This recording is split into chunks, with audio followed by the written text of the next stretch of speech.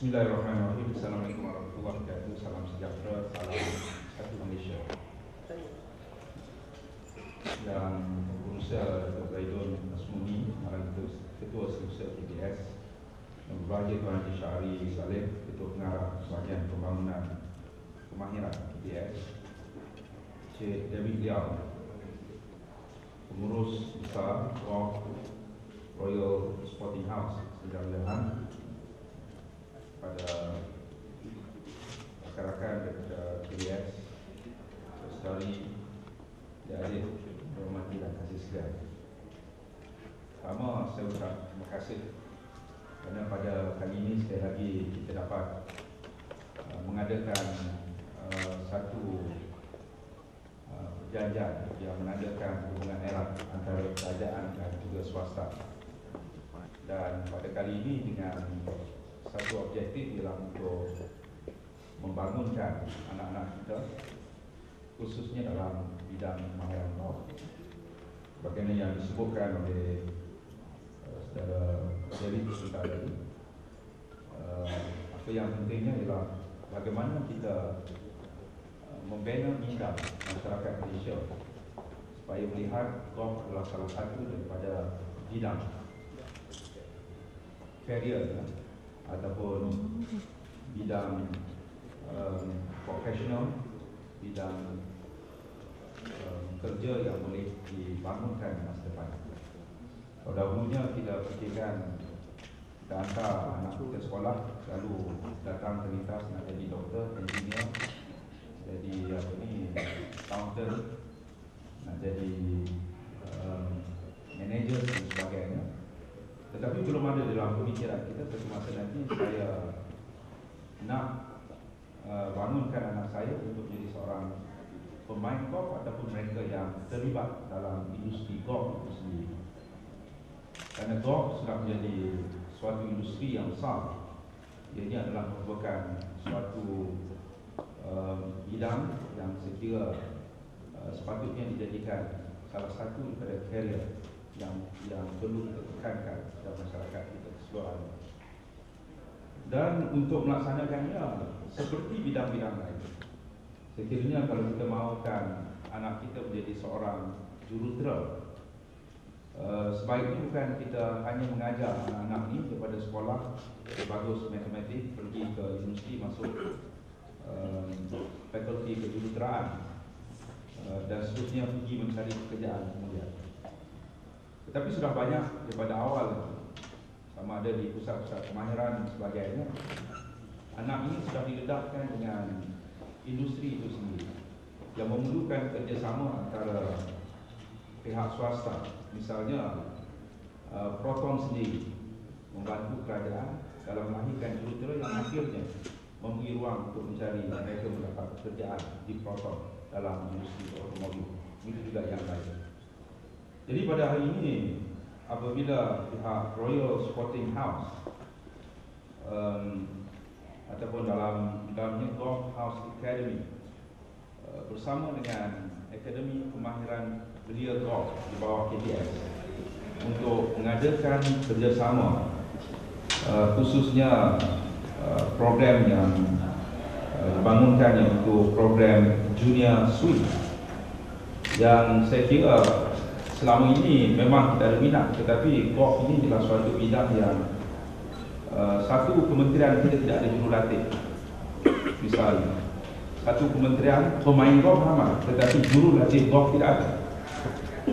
Kalau kita pergi ke Menteri Sukan Negara, mereka mempunyai pelbagai jurulatih, tetapi tidak dalam bidang golf. Kerana golf ialah satu bidang kejurulatihan yang tersedia. Jadi apa yang boleh kita buat adalah kerjasama dengan pihak-pihak yang membesarkan tenaga-tenaga yang berkemahiran, terutama sekali dalam mendidik anak-anak kita untuk memahami golf. Kalau di Amerika, seperti yang disebut oleh David tadi, golf sudah diperkenalkan sebahagian daripada kurikulum sekolah. Sama ada pilihan ataupun sukan keseluruhannya sudah dipilih, sudah diwajibkan untuk seseorang itu belajar dan mahir dalam bidang sukan. Misalnya di Amerika dia ada satu program yang dinamakan First E program. iaitu satu program mendidik anak-anak daripada usia 8 tahun untuk mengenal golf, bukan sahaja mengenal golf dari segi teknikal permainan, tetapi juga mengenal golf dalam membangunkan nilai-nilai kemanusiaan. Sebab itu golf adalah satu permainan yang lain daripada yang lain, kerana nilai yang ditanam daripada sekolah seperti disebutkan 9 lubang yang dipilih mencerminkan 9 nilai yang baik. Misalnya seorang pemain golf mesti menghormati alam sekitar. Dia tak boleh nak buang sampah di padang golf. Kalau ada divert, dia tutup balik. Kalau segalanya berkaitan dengan etika golf itu sendiri. Golf ialah permainan yang seseorang itu kalau buat salah, tak seperti bola sepak, anda boleh melakukan apa salah, kena tangannya, petes kaki lawan, semua boleh buat selagi referee tak nampak. Selagi referee tak nampak, boleh. Kita tengok macam-macam lah dalam Euro, dan dia boleh pertikaikan referee dan sebagainya. Bola gol pun dia tak akan mengaku bola dah gol, kalau referee tak nampak. Sepatutnya masa baru ni siapa lawan dengan Ukraine, Ukraine dah masuk lah.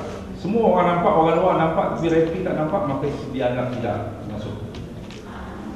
Jadi ini ialah sukan yang lain. Tapi sukan golf, masing-masing dia akan declare. Kalau saya kena penalti, dia akan beritahu saya kena penalti. Kalau dimasukkan dalam scorecard, saya sepatutnya lubang ini saya dapat 4 par, lubang ini saya dah banyak, saya dapat 8, dia akan tulis 8. Banyak orang kata, dan tidak ada referee yang perlu ikut dia sepanjang masa, kecuali dalam kejuaraan besar adalah masyhur dan sebagainya.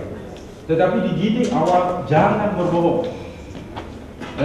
Bila bola pergi ke belakang pokok, dia tak boleh nak kuis-kuis dengan kaki dia. Saya dah bertemu bola ini, dan golf diajar begini, berbanding dengan bola sepak dan yang lain. Yang lain tu kalau boleh tipu, kita tipu, asalkan referee tak nampak. Bagi golf ialah ajarannya bahawa kita sendiri mesti ada nilai integriti kita. Kita jujur pada diri kita, kita jujur pada kawan-kawan kita, kita jujur pada kelab untuk kita mengisytiharkan handicap kita, dan kita jujur pada dunia. Inilah satu nilai yang diajar. Golf diajar bukan sekadar permainan siapa untuk menang, tapi diajar tentang nilai hidup dia. Golf mengajar kita menghormati teman lawan kita. Pemain golf terdiri pada orang yang dipanggil paling gentleman. Selagi semakin tinggi saya bermain dengan, saya kesempatan pernah bermain dengan Luke Donald, bermain dengan beberapa pemain yang lain, yang ternama. Semakin tinggi kedudukan ranking dalam dunia, semakin saya lihat bahawa mereka ini adalah terdiri manusia yang paling humble, paling merendah diri, paling tidak sombong, sedia bercakap dengan kita walaupun, ya, saya rasa sebagai menteri ini, rasa besar di Malaysia, bagi mereka, what is menteri? My earning kebanyakan golf, seperti Luke Donald, seperti siapa lagi, pemain-pemain yang besar, yang ranking the top 10 dalam dunia, Tiger Woods dan sebagainya, income dia sudah wang yang dikutip sudah beratus juta. Who are you? Dia orang travel dengan setengah tu private jet dan pastikan first class dan sebagainya. Who are you? Tetapi sedikit pun mereka tidak menunjukkan sikap angkuh, sombong, dan semakin tinggi mereka dilihat, mereka itu semakin down to earth. Saya ingat dalam satu akademi yang diajar, seorang pelajar itu mesti menghantar selain daripada dia scorecard dia kemajuan dalam bidang golf, dia juga dipastikan bahawa dia seorang murid yang bagus dalam bidang akademik. Dan saya teringat satu kursus yang diperkenalkan oleh PGA misalnya, bagi anak-anak yang umur 10 tahun ini, sambil belajar waktu di classroom mereka diminta untuk menulis esei. Saya fikir esei ini mengenai golf, tetapi eseinya ialah mengenai apakah bentuk charity work yang mesti anda lakukan sekiranya anda berjaya nanti. Artinya mereka bermain tetapi diajar untuk membentuk berfikir pada usia 10 tahun untuk melakukan kerja-kerja kebajikan. Sama ada dia nak buat tolong rumah orang tua ke, untuk bantu pesakit kanser ke. Artinya terus diajar bukan saja pandai bermain, jangan angkuh, tetapi terus untuk memikirkan tentang apakah bentuk kebajikan, charity yang akan dibangunkan oleh diri sendiri sebagai seorang pemain yang berjaya. Jadi all the values, menghormati guru, menghormati alam sekitar, dan menjadikan seseorang itu dikatakan bahawa I play golf because I want to be a better person. I play golf because I want to be a better person. Orang melihat kalau dia orang tu seorang yang bad tempered dengan temperamental yang tinggi, dia play golf untuk mengawal temperament. Sebab dalam golf tidak boleh mengatakan saya pergi main golf kerana hari ini saya nak relax. Kalau orang kata saya ni stres sangat main golf nak relax, dia tak akan menjadilah golfnya. Kerana in golf you have to relax first before you start playing. Itulah perbezaan dan sebagainya. Satu perkara yang saya rasa apabila hari ini kita sudah mengikat janji antara pihak TBS melalui Akademi Kemahiran Belia Golf yang sekarang ini ada di Bukit Kiara dan juga di Masjid Terengganu IPBN kita. Dan kita lihat program ini ialah untuk junior swing, untuk mensasarkan peserta antara umur 10 hingga 15 tahun, lelaki dan perempuan, di atas kerjasama. Satu perkara yang terlintas dalam fikiran kita, apa yang terjadi selepas mereka dilatih antara umur 10 hingga 15 tahun sudah baik, tapi umur 16, 17, 18 masuk universiti dan sebagainya, kemana mereka ini akan dihalirkan? Tadi saudara David sudah menceritakan bagaimana mereka diajar pergi ke Jepun, belajar real sushi atau real sashimi dan sebagainya. Itu antara path yang mereka lakukan. Tetapi satu perkara yang saya rasa perlu difikir secara serius, jadi saya minta Dato' Zaidul supaya kita duduk dan explore kerjasama antara kerajaan dengan swasta untuk memperkenalkan beasiswa golf kepada pelajar-pelajar dalam negara kita. Artinya kalau umur 10-15 tahun dia dah belajar, dia masuk universiti, kena beritahu bahawa your fokus selain pada akademi, tetapi bidang co-curriculum lain mesti ada persetujuan pada pihak universiti ialah untuk bermain golf saja dan membina perfection dalam golf. Golf ialah permainan yang menuju pada perfection. Dulu dia boleh letak bola, sepatutnya susah nak jadi atas green, dia dah boleh letak atas green. Tapi atas green tu mana nak letak 4 kaki ke 10 kaki ke, downhill, uphill, sehinggalah akhirnya dia menuju pada hole in one. Kalau boleh, artinya menuju pada perfection.